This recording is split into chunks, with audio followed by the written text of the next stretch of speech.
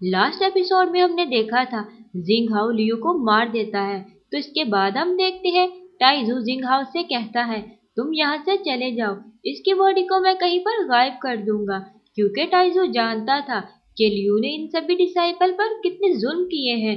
जिंग हाओ टाइजू से कहने लगता है मैं तुम्हारे इस एहसान का बदला कभी भी नहीं चुका पाऊंगा, और फ्यूचर में तुम्हें कभी भी मेरी हेल्प की जरूरत हुई तो मैं तुम्हारी हेल्प जरूर करूंगा। और टाइजू से कहता है मुझे लगता है तुम्हें भी मेरे साथ यहाँ से भाग जाना चाहिए, लेकिन टाइजू कहता है मैं ऐसा नहीं कर सकता। और टाइजू अपनी पावर का यूज करते हुए लियू की बॉडी को वहां से उठाने लगता है, लेकिन टाइजू नोटिस करता है कि इसकी पावर अब काम नहीं कर रही।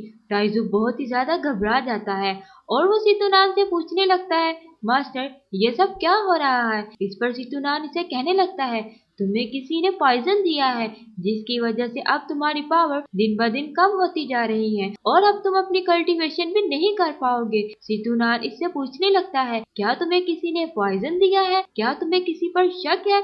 जिस पर टाइजू को याद आने लगता है कि इसके मास्टर ने इसे एक पिल दी थी। जिस पर सितुनान कहने लगता है अगर ये तुम्हारे मास्टर का काम है तो मैं तुम्हें हुक्म देता हूँ, जाओ और इसे अभी खत्म कर दो। टाइजू सितुनान से कहने लगता है सीनियर ब्रदर आपके पास बहुत नॉलेज है, इस पॉइजन को किस तरह से डिटॉक्सिफाई कर सकता हूँ। जिस पर सितुनान इसे कहने लगता है पॉइजन को पॉइजन ही खत्म कर सकता है और मुझे डर है तुम इतनी ज्यादा तकलीफ सह नहीं पाओगे। सितुनान की यह बात सुनकर टाइजू काफी ज्यादा परेशान हो जाता है, लेकिन टाइजू सितुनान से कहता है मैं अपनी कल्टीवेशन प्रैक्टिस में किसी भी तरह की कोई भी रुकावट नहीं आने दूंगा और इस पॉइजन को डिटॉक्सिफाई करने के लिए मुझे जो भी करना हुआ मैं इसे करूंगा। नेक्स्ट सीन में हम देखते हैं होम्यू सेक्ट के सभी डिसाइपल अरीना में इकट्ठे होने लगते हैं, क्योंकि वहां पर ज्वानदाओ सेक्ट से कंपटीशन के लिए कुछ लोग आने वाले थे। और फिर हम देखते हैं वहां पर आसमान पर काले बादल छाने लगते हैं और इन बादलों में से एक पोर्टल ओपन होता है और इसमें से एक सेंटीपीड बीस्ट उड़ता हुआ इनकी तरफ आने लगता है, जिसके ऊपर ज्वानदाओ कॉन्टिनेंट के डिसाइपल बैठे हुए थे।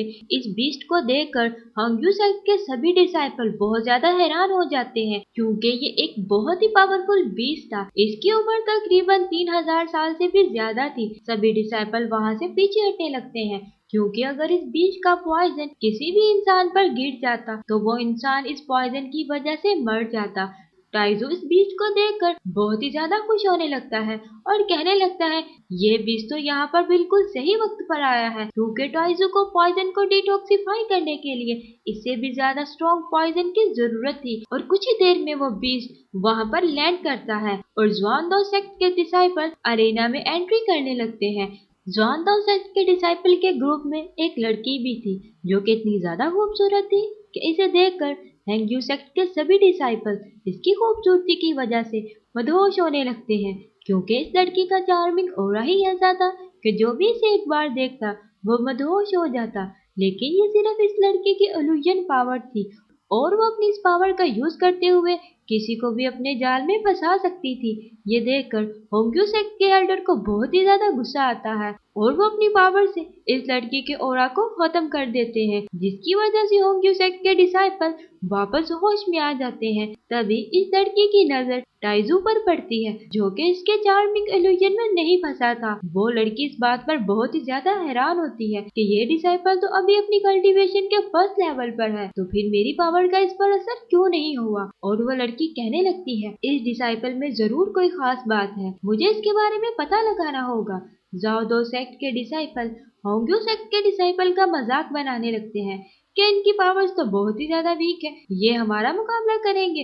कि तभी वहां पर होंग्यू सेक्ट का हेड आता है और वो इन सब से कहने लगता है आप लोग इतना ज्यादा लंबा सफर करके आए हैं, यकीनन आप थक गए होंगे, इसी वजह से मुझे लगता है आप लोगों को थोड़ा सा आराम कर लेना चाहिए। और जहाँ तक होम्यो सेक्ट के डिसाइपल के लेवल की बात है, मुझे लगता है ये बात हमें कंपटीशन के दिन पता चल जाएगी कि किस सेक्ट के डिसाइपल ज्यादा पावरफुल हैं। इसके बाद होंग्यू सेक्ट का एल्डर वांग जोउ की ये ड्यूटी लगाता है कि तुम्हें जुआन दाओ सेक्ट के सभी डिसाइपल का ख्याल रखना है और इन्हें किसी भी किस्म की यहाँ पर कोई भी तकलीफ नहीं होनी चाहिए और तुम्हें इस सेंटीपीड बीस्ट को भी फीड करवाना है। इस एल्डर के जाने के बाद वांग जोउ ये रिस्पॉन्सिबिलिटी टाइजू को दे देता है और टाइजू तो पहले ही इस इंतजार में था कि इसे किसी तरह मौका मिले और वो इस सेंटीपीड बीस्ट से पॉइजन ले सके। नेक्स्ट सीन में हम देखते हैं टाइजू इस बीस्ट को फीड करवाने के लिए वहां पर पहुंच जाता है और टाइजू इस बीस्ट को एक डियर खाने को देता है और वो बीस्ट इस डियर को खाने के बाद बेहोश हो जाता है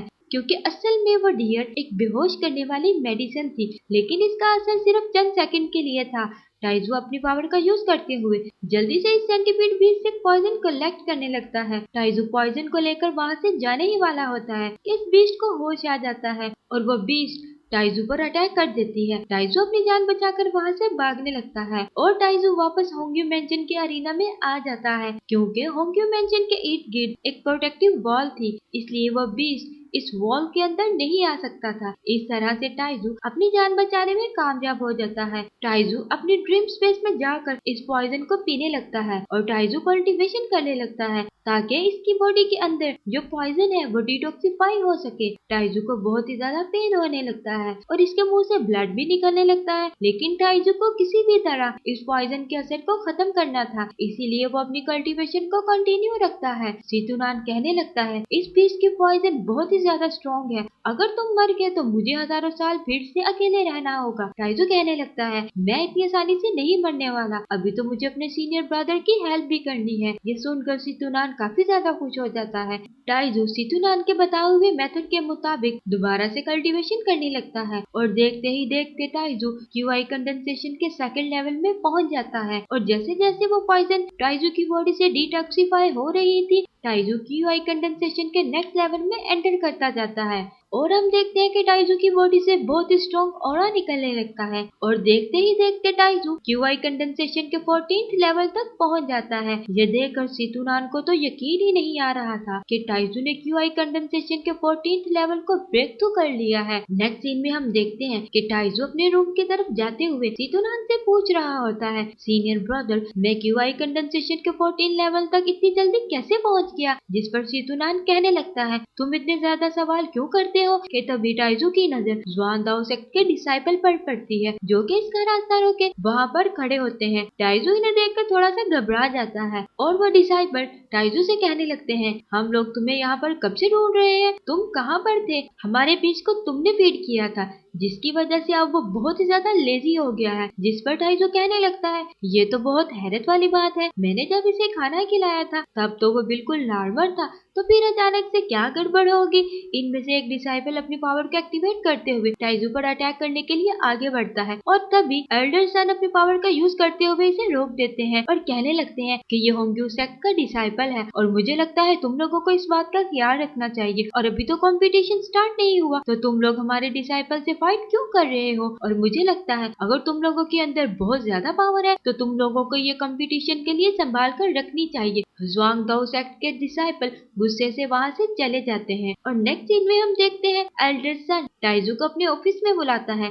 टाइजू एल्डर सन से कहने लगता है आपने मेरी जान बचाई है इसीलिए मैं आपको बहुत शुक्रगुजार हूँ। जिस पर एल्डर सन टाइजू से कहने लगता है तुम मेरे बहुत अच्छे डिसाइपल हो और मैं ये बात बिल्कुल भी नहीं बर्दाश्त कर सकता कि तुम्हें कोई नुकसान पहुंचाने की कोशिश करे। और वो टाइजू से पूछने लगता है कि तुम्हारी क्यूआई कंडेंसेशन का लेवल कौन सा है। नहीं, अगर तुम नहीं बताना चाहते तो कोई बात नहीं, मैं तो ऐसे ही पूछ रहा था। तुम रोजाना कितनी देर कल्टीवेशन प्रैक्टिस करते हो। जिस पर टाइजू समझ जाता है कि एल्डर सन असल में ये जानना चाहता है कि क्या इसकी दी हुई पॉइजन का मुझ पर असर हुआ है या नहीं, लेकिन सितुनान ने टाइजू को मना किया था कि तुम किसी को भी क्यूआई कंडेंसेशन का लेवल नहीं बताओगे। तो टाइजू इस एल्डर से कहने लगता है काफी दिनों से मैं बहुत थका थका फील कर रहा हूँ, मेरे से कल्टीवेशन प्रैक्टिस भी नहीं हो रही। जिस पर एल्डर सन कहने लगता है ये लड़का तो ईमानदार है लेकिन ये बहुत होशियार है और ये मुझसे कुछ छुपा रहा है, हो ना हो डिसाइपल ल्यू की मौत के पीछे भी इसी का हाथ है। और वो एल्डर मुस्कुराते हुए टाइजू से कहने लगता है मुझे लगता है तुम्हें अपनी कल्टीवेशन प्रैक्टिस पर फोकस करना चाहिए क्योंकि कंपटीशन स्टार्ट होने वाला है। टाइजू कहने लगता है एल्डर सन मैं ऐसा ही करूंगा। नेक्स्ट डे हमें अरीना को को दिखाया जाता है जहाँ पर कंपटीशन स्टार्ट होने वाला था और इस कंपटीशन को देखने के लिए वहाँ पर टाइजू के पेरेंट्स और भी बहुत सारे लोग आए हुए थे। वहाँ पर इस कंपटीशन को देखने के लिए एक बहुत ही खूबसूरत लड़की भी आई थी जिसका नाम मी होता है और शायद यही हमारी हीरोइन भी है और वो इस कंपटीशन को लेकर काफी ज्यादा एक्साइटेड थी और वो अपने ब्रदर से कहने लगती है लियो होमेन में तो इस तरह का कभी भी कोई कंपटीशन नहीं हुआ। जिस पर वो लड़का इससे कहने लगता है ज़ाओ किंगडम के लोग बहुत ही ज्यादा अग्रेसिव हैं और ये दोनों कॉन्टिनेंट हमारे किंगडम से काफी ज्यादा दूर भी हैं। और तभी वहाँ पर हैंगयू सेक्ट के हेड ड्रैगन के ऊपर वहाँ पर एंट्री करते हैं और वहाँ पर अनाउंसमेंट करने लगते हैं कि ज़ुआन दाओ सेक्ट और होंग्यू सेक्ट के दरमियान कंपटीशन को शुरू किया जाए और जो मैदान में आखिर तक बना रहेगा वही विनर होगा। होंग्यू सेक्ट से